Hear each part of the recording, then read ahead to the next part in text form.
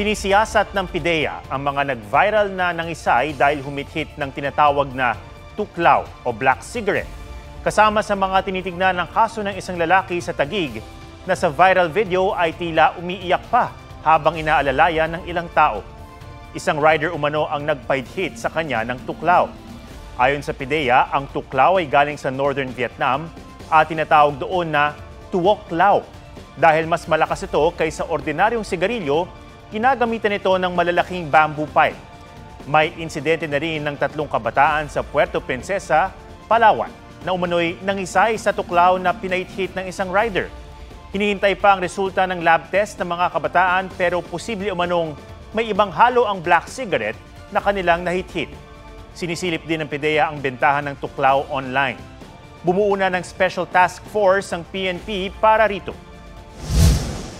Kailangan pa ng masusing investigasyon ho dyan kasi maaari hong naging adventurous lang itong mga ito or there could be a possibility na may nais mag-smuggle ng mga prohibited items sa ating bansa. Ayon na rin po doon sa 2 minors natin na victims, after nilang hit-hitin yung alleged dinidescribe nila na cigarette, doon na po nagsimula mag-iba yung pakiramdam nila at yun na po, mag-start na po yung seizure-like episodes nila o yung panginginig ng katawan nila na hindi nila makontrol.